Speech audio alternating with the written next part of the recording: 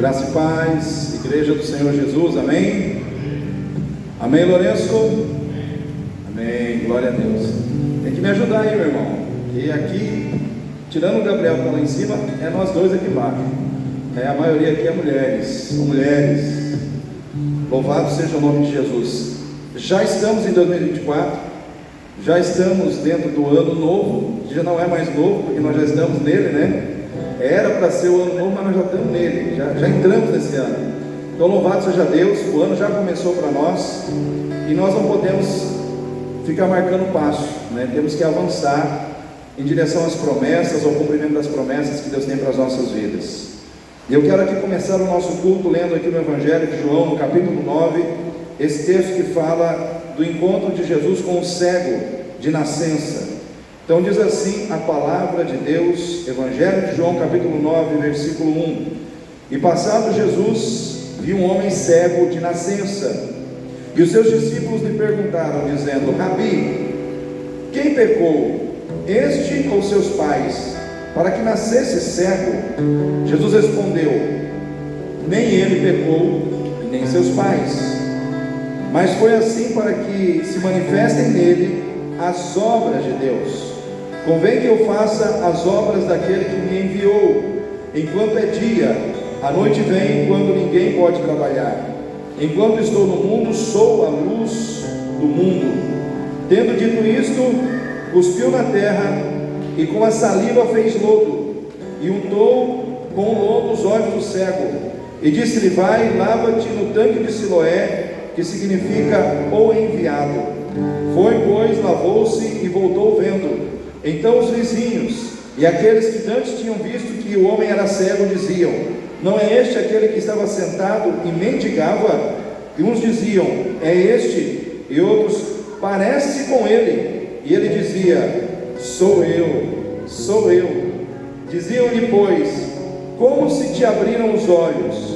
E ele respondeu e disse: O homem chamado Jesus fez lodo, untou-me os olhos e disse-me: Vai ao tanque de Siloé e lava-te. Então fui, lavei-me e vi. Amém, igreja? Esse texto aqui, ele fala desse encontro tremendo de Jesus com esse cego, um homem que era cego de nascença, nunca viu a luz do dia, nunca contemplou a claridade, nunca viu as cores, as diferentes cores como nós vemos. Eu vejo assim, para você entender a vida de um cego, você tem que fechar o olho e não abrir mais. Você só vai ver o que? Escuridão. Imagina uma pessoa viver na escuridão a vida inteira. Você não conseguir ver o rosto das pessoas com quem você convive, você não conseguir ver as plantas, você não conseguir ver o ambiente onde você está. Irmãos, eu vejo assim que ser cego não é para qualquer um, não. É muito, vamos dizer assim, é uma situação de muita aflição, né? Você estar cego e você não sair daquela situação, acordar e dormir vendo a mesma coisa. Você dorme e fica escuro, você acorda, está escuro de novo. Ou seja, é uma situação bastante complexa. Mas o fato é que Jesus chegou ali, viu aquele homem, e aquele homem, ele também foi visto pelos discípulos de Jesus. E os discípulos de Jesus, olhando para aquele homem, sabendo que ele era cego de nascença, de imediato julgaram aquele homem. Disseram assim: Senhor Jesus, quem foi que pecou? O pai dele? Ou quem pecou? Ele ou o pai dele, para que ele nascesse assim? E Jesus disse: Calma, gente, ninguém, nem o pai, nem ele. Ele nasceu assim para que se cumpra nele o propósito de se manifestar nele as obras de Deus. E aí Jesus foi lá, irmãos, presta atenção, que Jesus, ele não faz as coisas de um jeito só, ele não faz tudo padrão. Ele age numa vida de um jeito, ele age em outra vida de outro jeito, mas o importante é que ele age. Amém, irmãos? Quantos cegos Jesus curou? Vários. E muitos foram de forma diferente. Para um, Jesus disse: O que queres que eu te faça? Eu quero ver. O cego passou a ver. Para outro, Jesus orou por ele, e aí falou: O que você está vendo? Eu estou vendo as pessoas como árvores. Jesus orou de novo e ele passou a ver perfeitamente. Esse aqui, Jesus pegou, cuspiu no chão, fez um lodo com um cuspe, passou no olho dele. Presta atenção, Jesus cuspiu no chão, fez ali com a saliva, passou no olho do cego, falou: vai te lavar no tanque de Siloé. E aquele cego foi. Eu imagino que ele foi ajudado, as pessoas foram levando ele até ele chegar no tanque, e quando ele chega no tanque, ele lava o rosto. A hora que ele lava o rosto, ele tira aquele lodo, ele limpa o rosto, ele abre os olhos e ele vê pela primeira vez.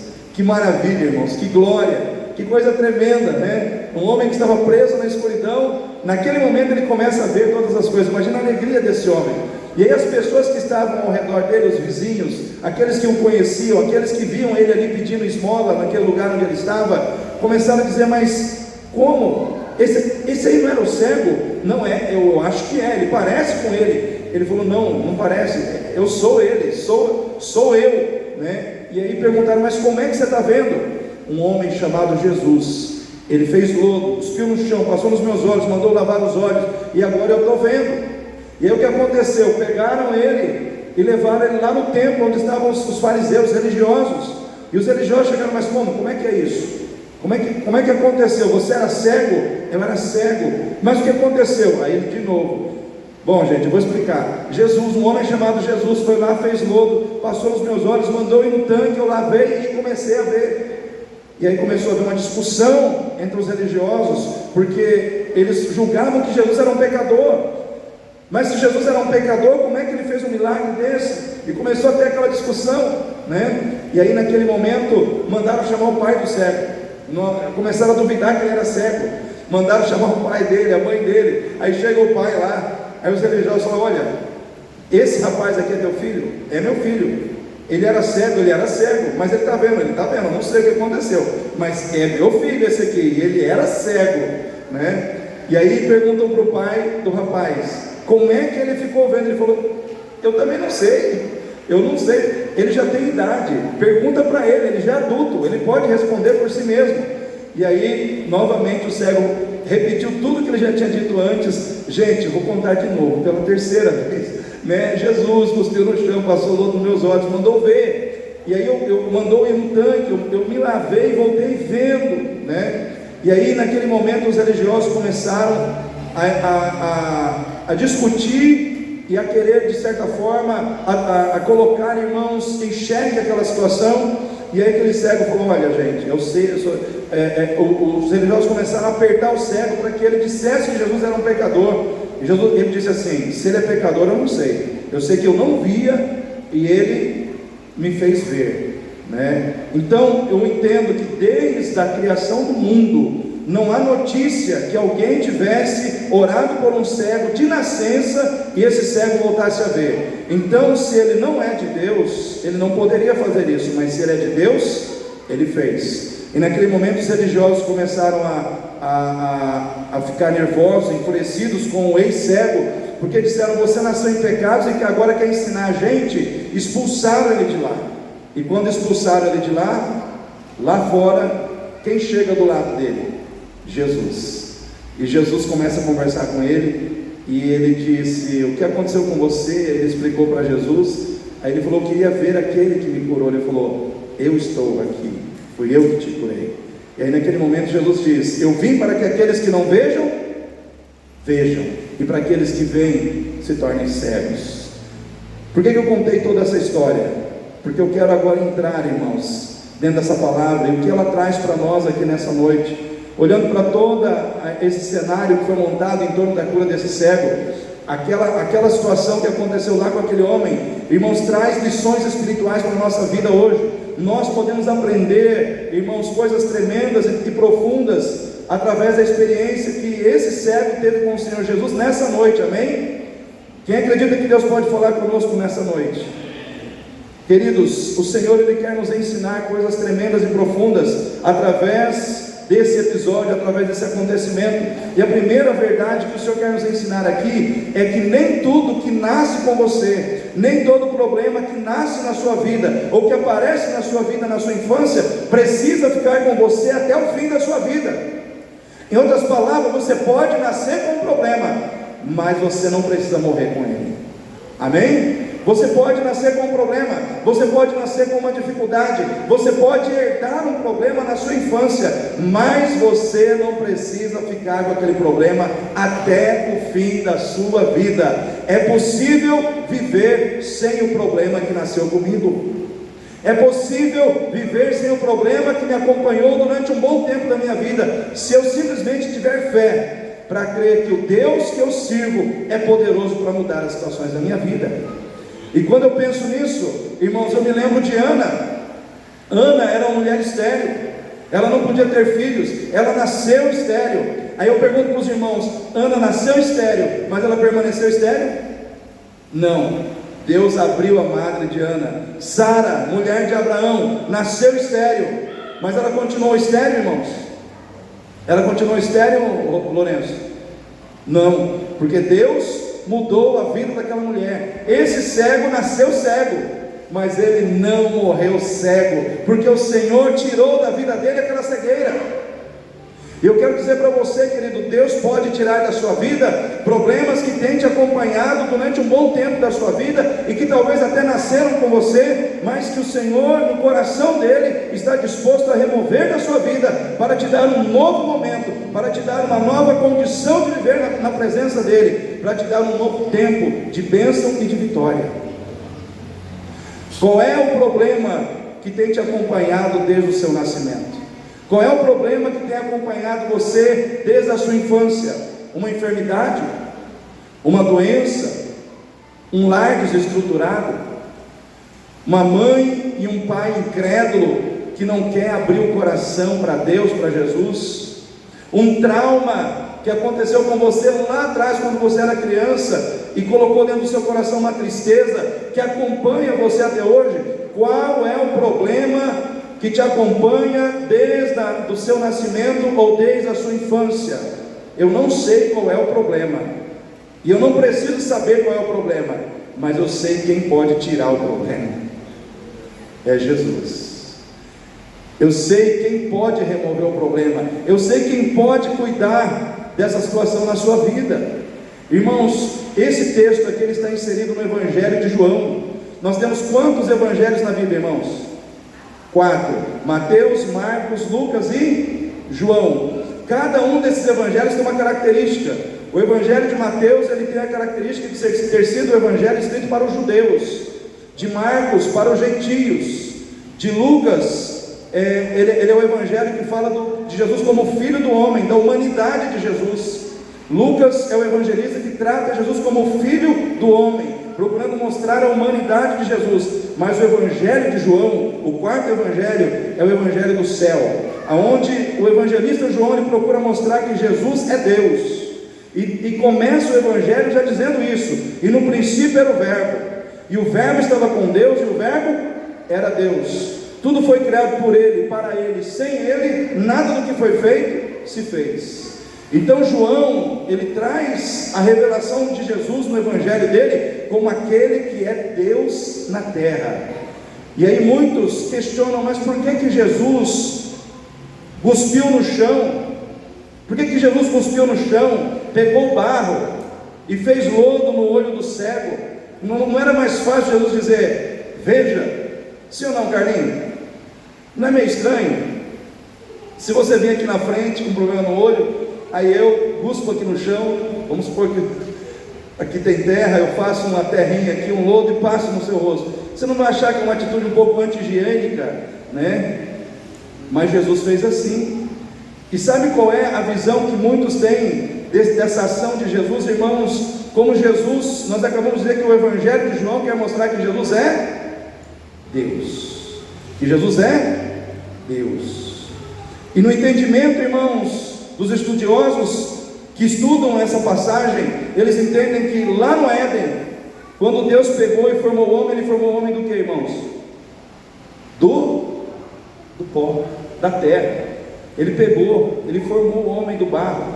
Ele pegou aquilo que era informe e deu forma. Ele pegou aquilo que não tinha forma nenhuma e atribuiu uma forma. Ele criou o homem do barro, ele criou o homem da terra.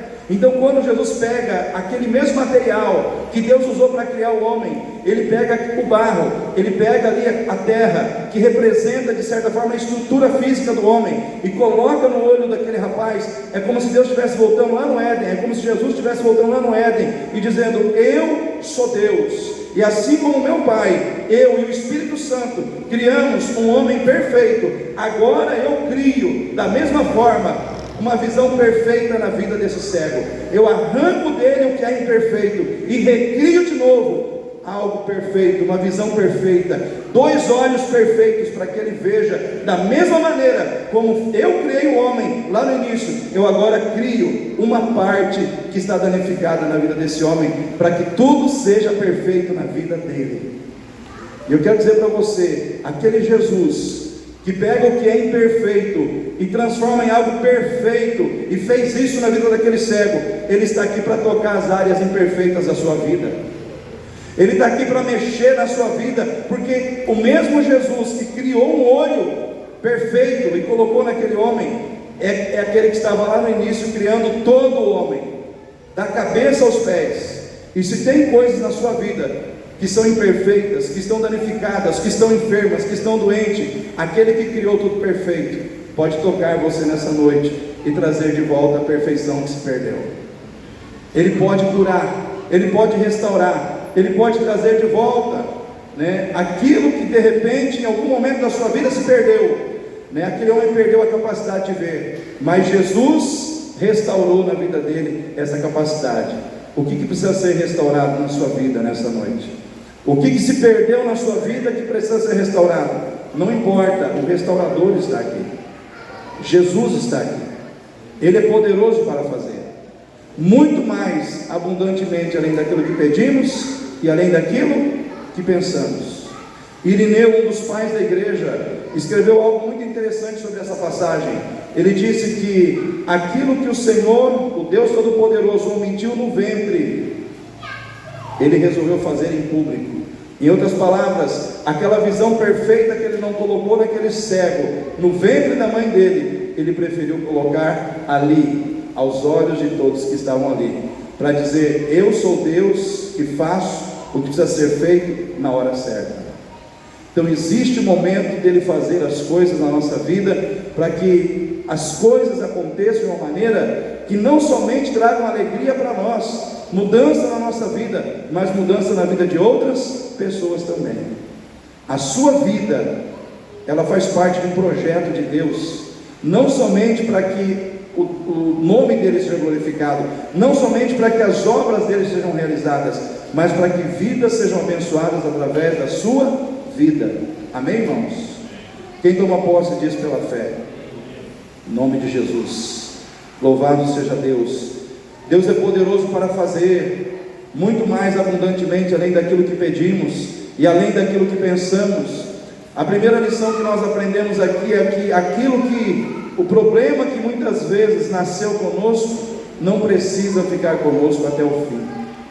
Eu não sei qual é o problema que você tem enfrentado nesses dias, não sei o que te trouxe aqui nessa noite, não sei se a motivação do seu coração em estar aqui hoje é resolver um problema, né? Se for, eu quero dizer para você, Deus tem prazer em agir na vida daqueles que diante dele se humilham.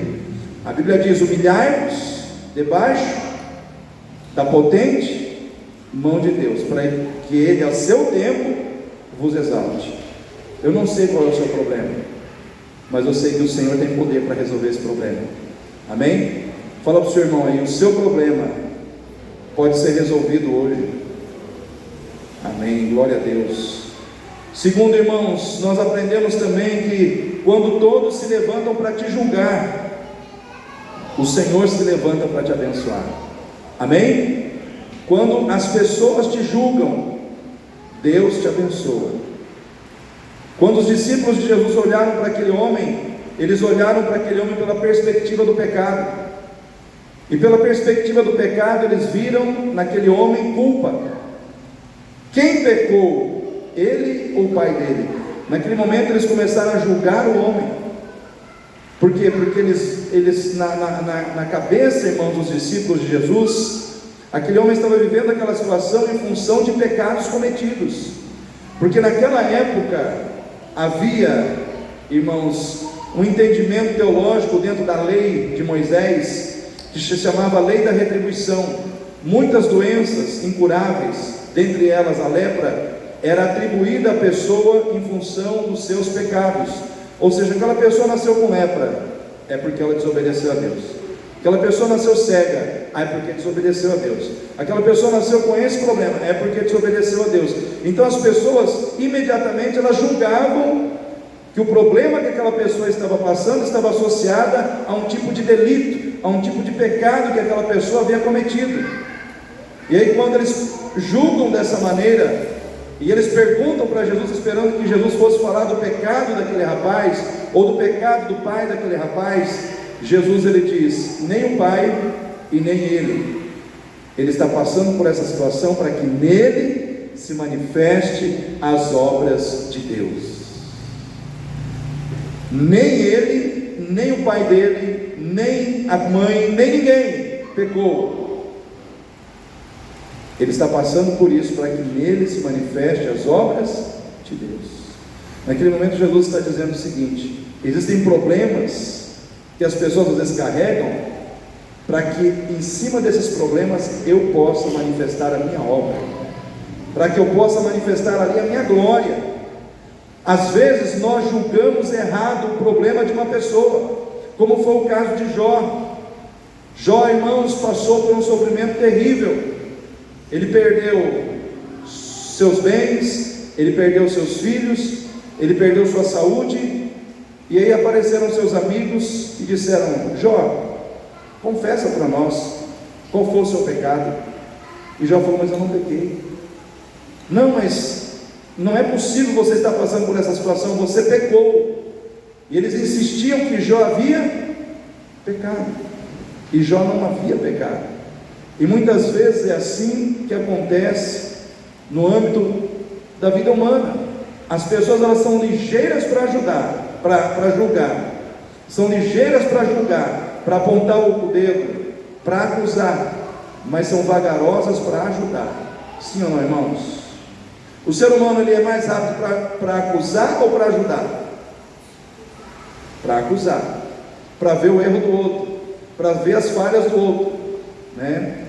Mas Jesus, ele olha para aquele homem por uma outra perspectiva, a perspectiva da graça.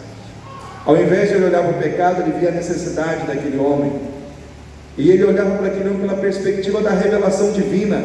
Ele sabia o porquê daquele problema, o porquê aquele problema estava na vida daquele homem, e ele sabia como resolver aquele problema. Ele sabia do problema, ele sabia do porquê do problema, mas o mais importante, ele sabia como resolver o problema. Eu quero dizer para você nessa noite: tem alguém aqui que sabe o porquê do seu problema, que sabe o tamanho do seu problema, mas acima de tudo que sabe como resolver o seu problema. Esse alguém é Jesus. Às vezes as pessoas julgam você, às vezes as pessoas apontam o dedo para você. Jesus está aqui para dizer: eu estou aqui para te levantar, eu estou aqui para te ajudar, eu estou aqui para te colocar em pé, eu não estou aqui para te julgar. Jesus ele começa a mostrar para os discípulos que aquele homem não estava ali para ser julgado, mas para ser curado, para ser restaurado, para que nele as obras de Deus se manifestassem e o nome do Senhor fosse glorificado. Existem problemas que talvez você carrega na sua vida, que é para Deus ser glorificado na sua vida. A cegueira daquele homem foi proposital, irmãos. Deus permitiu que aquele homem nascesse cego, para que ele pudesse usar, irmãos, a vida daquele homem, a cura que ele fez na vida daquele homem, como um instrumento para abrir os olhos daqueles que estavam cegos espiritualmente, aqueles que precisavam ver que Jesus era Deus. Aquele homem estava ali com aquele propósito, mas ele teve que carregar aquele problema até aquele momento. Até aquele momento ele teve que ter a capacidade de conviver com aquele problema, de carregar aquele problema, até o momento em que Jesus tirou o problema. E eu quero dizer para você nessa noite, e Deus manda eu dizer isso para você: às vezes eu e você temos que carregar um problema. Às vezes nós temos que ter a capacidade de carregar um problema na nossa vida por um tempo. sem reclamar, sem murmurar, sem desistir de crer, até o momento em que o Senhor vai dizer: chegou a hora, eu arranco o problema e agora você vai caminhar sem ele. Porque aquele homem, ele carregou aquele problema. A Bíblia não fala quantos anos ele tinha, mas com certeza ele já era alguém adulto e conviveu com aquele problema. Mas não era alguém que estava querendo tirar a vida, não era alguém que estava tentando suicídio, não era alguém que estava reclamando de Deus, não era alguém que estava murmurando. Ele estava ali, esperando o momento em que o Senhor chegasse na vida dele e fizesse a diferença. Eu vejo que a gente tem que vir para um culto de libertação com essa perspectiva. Será que hoje é o dia que o Senhor vai chegar na minha vida e vai fazer a diferença? Será que é hoje? E se não for hoje, eu continuarei vindo, eu continuarei buscando o tempo que for necessário, mas crendo que o meu Deus sabe o porquê do meu problema, mas também sabe a hora de tirar esse problema da minha vida. Amém, igreja? Nós não podemos desanimar porque temos problemas. A Bíblia não fala que aquele homem estava desanimado porque ele era cego. Aqui fala de um cego de nascença que estava desanimado, que estava revoltado com a vida. Revoltado, é assim que está na Bíblia, irmãos? Não fala. Mas às vezes nós, que vemos perfeitamente, que não ficamos na rua mendigando, pedindo esmola como ele fazia, acontece uma coisa pequena na nossa vida e nós já queremos murmurar, nós já queremos reclamar, nós já queremos nos revoltar contra tudo e contra todos. E aí Deus fala, sabe o que Deus fala para nós?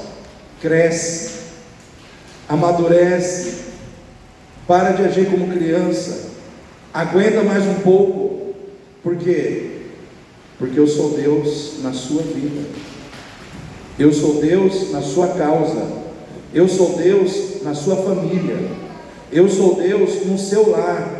Então confia e espera, porque eu vou fazer o que precisa ser feito. Amém, irmãos? 2024, nós já estamos nele, já mudamos de ano. Ai, pastor, vai mudar o ano, tudo vai mudar na minha vida? Não. Às vezes nada muda na vida de alguém só porque o ano mudou. O que tem que mudar é aqui dentro.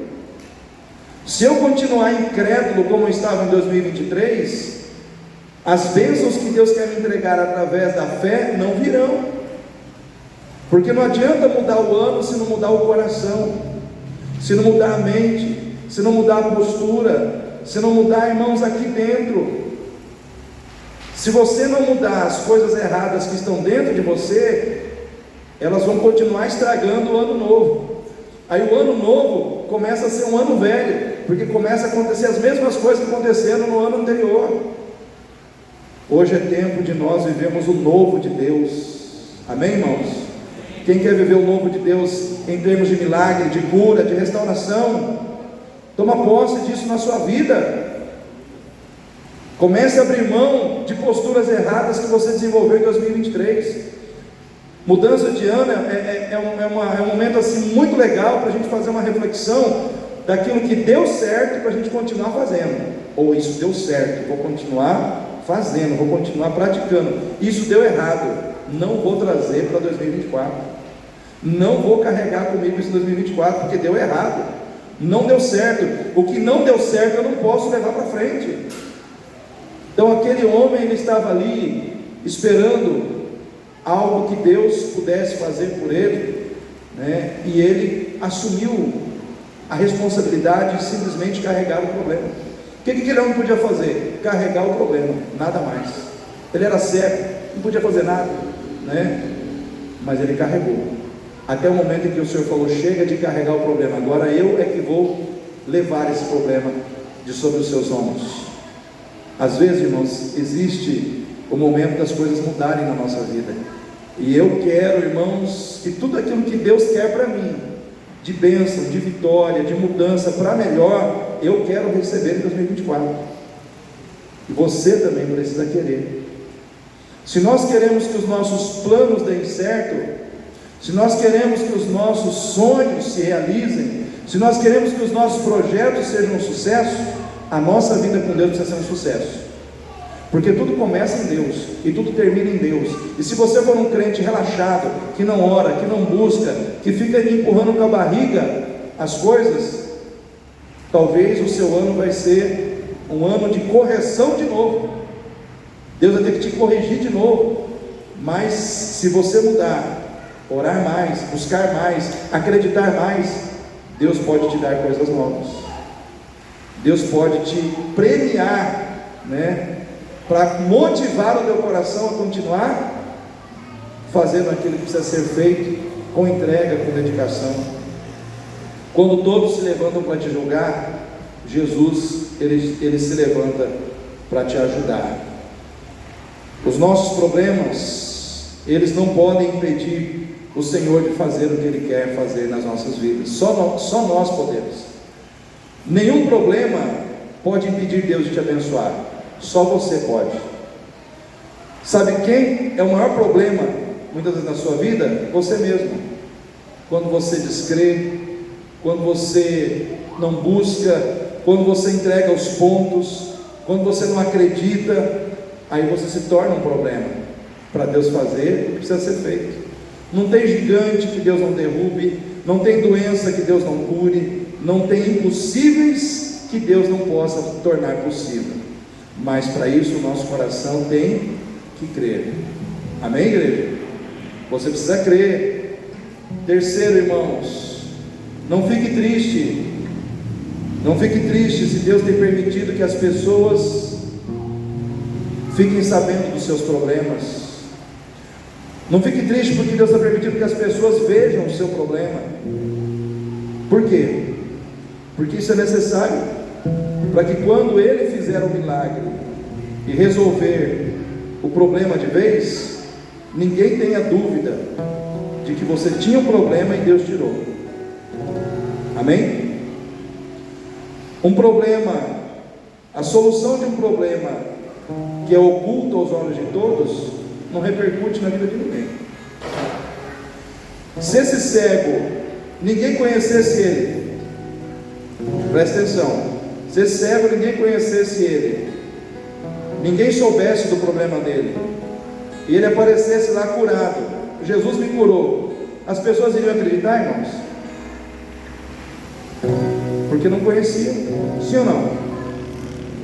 Era necessário que as pessoas conhecessem, vissem aquele homem naquela situação, vissem a situação deplorável que ele estava, muitas vezes mendigando, pedindo esmola, sentissem a dor daquele cego, compartilhassem do seu problema, conhecessem o seu problema, porque a partir do momento que ele foi curado, todo mundo pôde dizer, ele era cego, mas agora ele não é mais. Ele realmente tinha esse problema, mas agora ele não tem mais, porque Jesus tirou, porque Jesus removeu.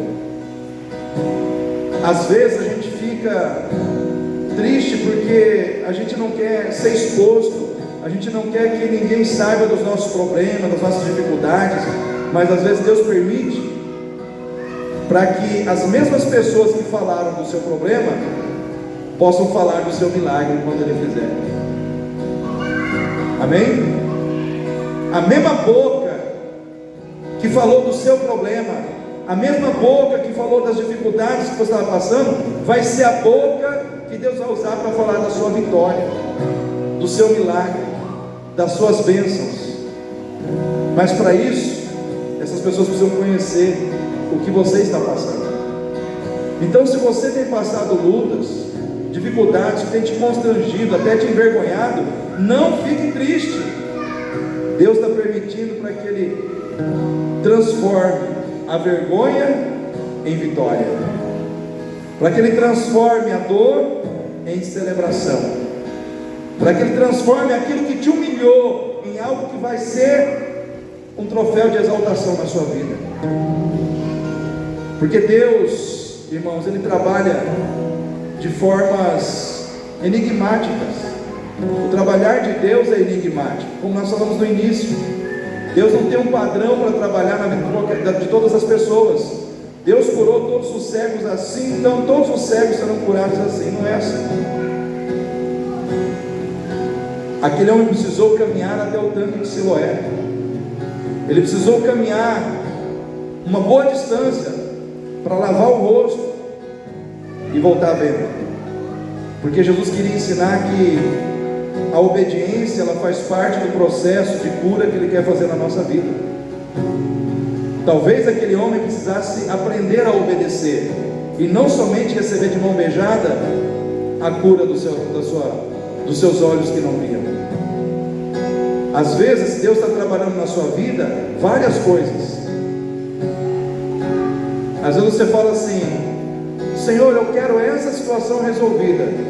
Aí Deus pega e te dá uma missão para você desenvolver. Fala, então tá, mas faz isso. Por quê? Porque Ele quer trabalhar na sua vida outras situações. Ele não quer apenas te entregar o que você precisa.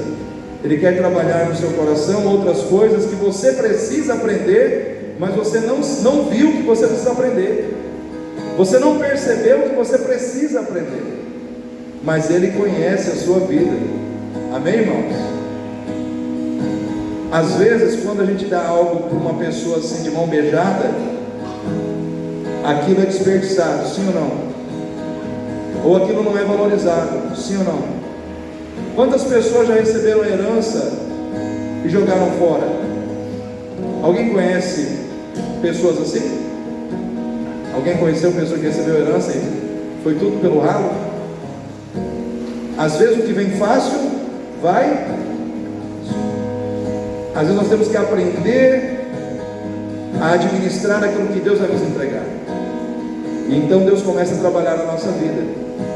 Naamã era leproso, sim ou não? Quando ele chega lá, já contei essa história aqui. Chega lá diante do profeta, o profeta manda o seu auxiliar dizer para ele: 7 mergulhos no rio Jordão. Por quê? Porque Naamã era orgulhoso. Deus não queria apenas curar ele da lepra, Deus queria curar ele de um coração orgulhoso. Às vezes nós temos um problema que nos incomoda, mas às vezes tem um problema na nossa vida que incomoda a Deus. Vou repetir: às vezes tem um problema na nossa vida que incomoda a gente, sim ou não, irmãos? Mas às vezes tem um problema na nossa vida que incomoda o coração de Deus. Deus não estava tão incomodado com a lepra de Naamã como com o coração orgulhoso que ele tinha. 7 mergulhos lá, se der, vai ser curado. Aí ele teve que se humilhar, pular no Rio Jordão sujo, para quebrar o orgulho. O apóstolo Paulo, irmãos, na minha concepção, um dos maiores apóstolos do Senhor Jesus, ele tinha um espinho na carne, sim ou não? Ele orou a Deus quantas vezes? 3 vezes. O que o Senhor disse para ele? A minha graça te basta. Minha graça te basta, Paulo. Não vou tirar o espinho. Aí o próprio apóstolo Paulo diz: para que eu não me ensoberbecesse com as visões que me foram dadas, quando eu subi ao 3º céu, foi-me dado um espinho na carne. Em outras palavras, para que ele ficasse humilde, vamos deixar o espinho aí. Fica o espinho mais humilde, fica o espinho mais coração humilde. Você consegue entender como que Deus trabalha? Por que eu estou falando tudo isso? Porque eu disse agora há pouco que o jeito de Deus trabalhar é enigmático. Deus não trabalha com todas as pessoas do mesmo jeito, porque o coração de cada um é o coração de cada um. Porque a dureza que está no teu coração não é a dureza que está no meu. As situações que precisam trabalhar na sua vida não são as mesmas que precisam trabalhar na minha. Mas eu quero dizer uma coisa para você: tem as diferenças que tiver, o Deus que ama você, Ele me ama do mesmo jeito. O trabalhar é diferente, mas o amor é igual para todos. Deus ama todos igualmente, mas trabalha diferente com cada um. Então, tenha paciência.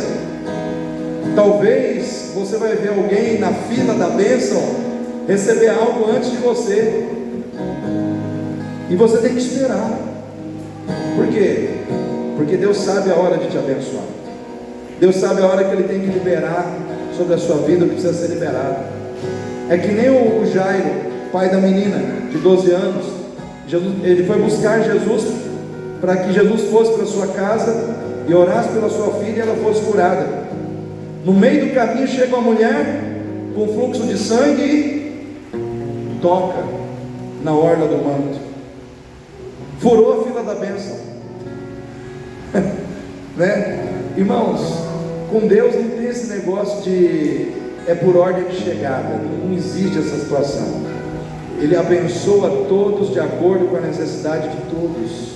Aquela mulher chegou depois de Jairo, mas foi abençoada antes de Jairo. Sim ou não?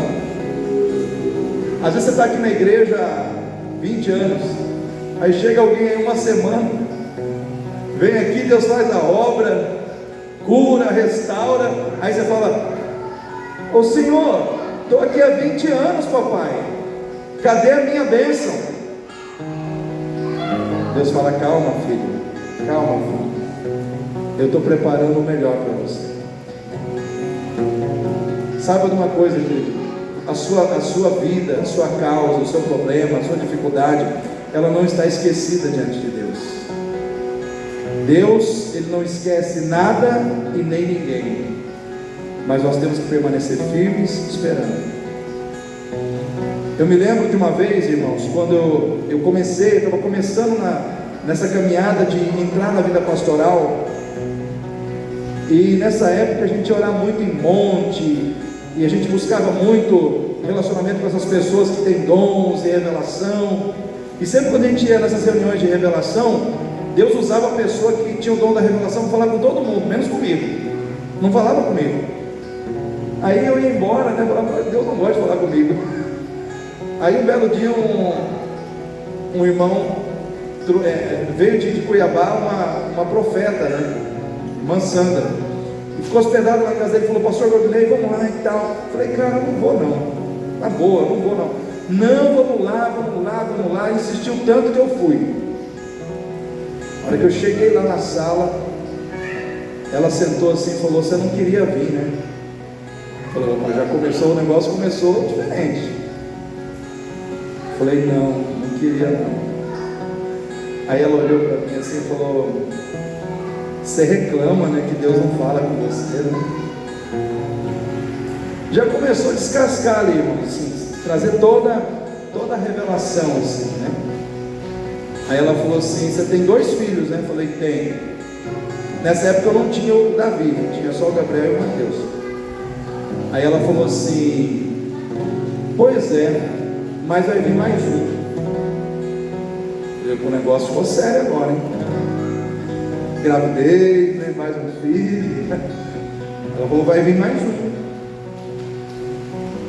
Aí ela falou algumas coisas do Mateus, do Gabriel e tal. Aí ela falou assim: esse terceiro vai vir na unção de Davi. Ela falou: na unção de Davi, né? Mas não era tipo assim, coloca o nome dele de Davi. E nessa época a Marlene estava assim, desejosa de ter uma menininha, estava achando que ia ser uma menina. E aí passou, bom, antes de eu falar dessa situação do Davi, vamos continuar a outra parte. Ela falou assim: então, você não queria vir, você fala que você vai nas reuniões e Deus não fala com você. Aí ela falou assim: sabe por que Deus não fala com você e falou com muitas daquelas pessoas que estavam ali? Porque aquelas pessoas precisavam ouvir de Deus que elas iriam receber algo assim de Deus para poder continuar caminhando com Deus. E sabe por que Deus não fez o mesmo com você? Porque Deus não trata você como criança que precisa ficar ouvindo que vai receber isso, aquilo outro para andar com Ele. Você consegue andar com Deus sem Deus te falar nada. Então não queira ser criança, porque Deus não te vê como criança. Olha a lapada que eu levei, né?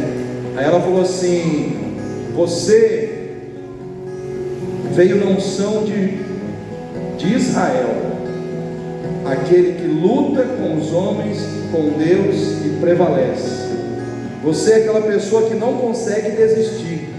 Você fala que vai desistir, mas você não desiste. Por quê? Porque sobre a sua vida existe uma unção de perseverança, de perseverança, de perseverança, que não permite você desistir. Então, se você estava reclamando que Deus não falava com você, então receba o que Deus manda te entregar hoje. E falou: e você vai ter um terceiro filho, e vai ser homem, e vai vir na unção de Davi. Depois de tudo isso, eu cheguei em casa até zonzo, né? Aí eu fui falar com minha esposa, eu falei: ó, tudo isso aconteceu, revelação, e você vai ficar grávida. E aí veio a profecia. A gente pensa que profecia vai se cumprir no dia seguinte, né, irmão? Eu não sei como é que é com cada um de vocês, mas recebe a profecia e pensa assim: já está grávida, amanhece o dia seguinte, já está grávida, já começa que já pensa que para o dia seguinte, para a semana seguinte. Demorou 2 anos, irmãos. 6. Olha, demorou 6 anos. 6 anos. Então, você está entendendo como é que são as coisas? Você recebe uma profecia e você não sabe quando aquilo vai se cumprir. Mas se cumpriu. Quando ela ficou grávida, eu falei: ó, lembra lá de trás? Porque ficava pensando, menina e tal, menina, né? Tal. Eu falei: ó, se for menino, porque agora a gente vai ver se a profecia, né, que vem de Deus, se cumpre. Então a Bíblia diz que a gente tem que julgar as profecias, sim ou não, irmãos? Não tenho nada contra a pessoa, mas quando a pessoa entrega uma profecia, eu particularmente digo assim: se é de Deus, vai se cumprir. E eu fico ali, naquela situação. E o que aconteceu? Ela engravidou, foi fazer o ultrassom, pinguelinho, né? Era homem, né? Aí a gente não conseguiu dar outro nome para esse menino que não fosse Davi.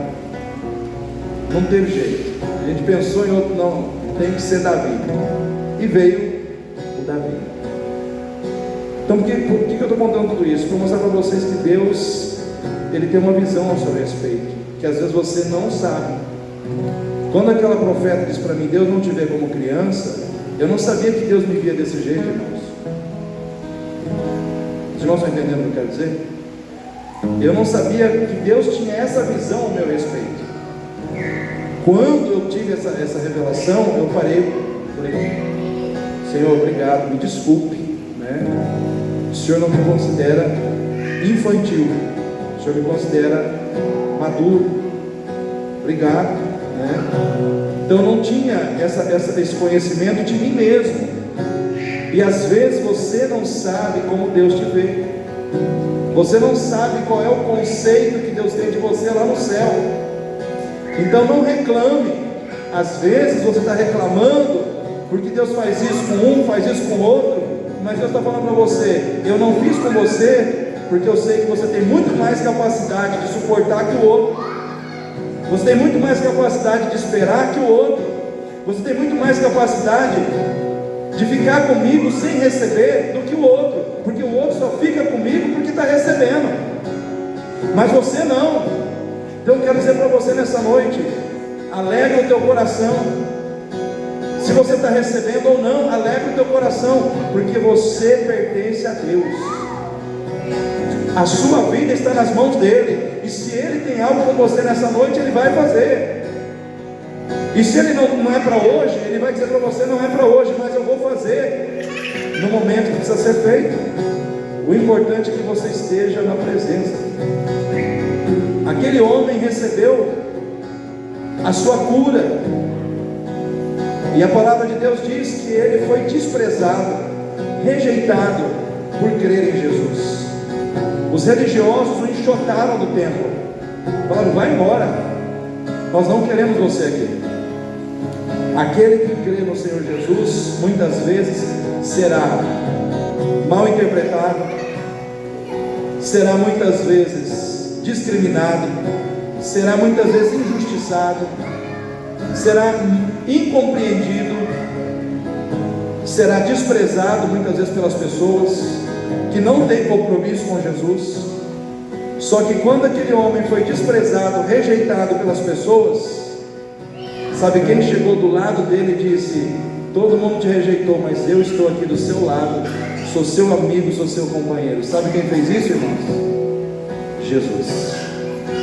O mesmo Jesus que abençoou lá atrás é o Jesus que chega agora e diz: eu não apenas estou contigo para te abençoar, eu estou contigo para caminhar ao teu lado, eu estou contigo para ser presente na sua vida, para estar presente com você, para caminhar com você, para dizer para você que eu estou contigo quando as pessoas dizem que não estão com você. O mesmo Jesus que já te abençoou lá atrás, Ele se coloca ao teu lado hoje dizendo: sou teu amigo, estou do seu lado. Se você está se sentindo só, se você está sentindo que as pessoas estão te desprezando, eu amo a tua vida, eu estou contigo. Levanta a tua cabeça, porque eu não apenas sou o abençoador, eu sou aquele que caminha ao teu lado. Nessa noite eu quero dizer para você, querido, Jesus que te abençoou várias vezes lá atrás, Ele se coloca ao teu lado hoje para dizer que Ele caminha com você, que Ele se coloca ao seu lado para encorajar o seu coração, para animar você, para colocar ânimo novo dentro de você. Então nessa noite, receba essa palavra, receba essa visitação do Espírito, creia que em Jesus tem cura, tem milagre, mas acima de tudo, que em Jesus existe amizade com Deus. Ele quer estar com você, Ele quer caminhar com você, Ele não vai te abandonar. Todo mundo pode te abandonar, menos Jesus. Ele não vai te abandonar. Amém, queridos? Vamos ficar em pé nesse momento para louvar a Deus. Eu quero que você adore ao Senhor comigo.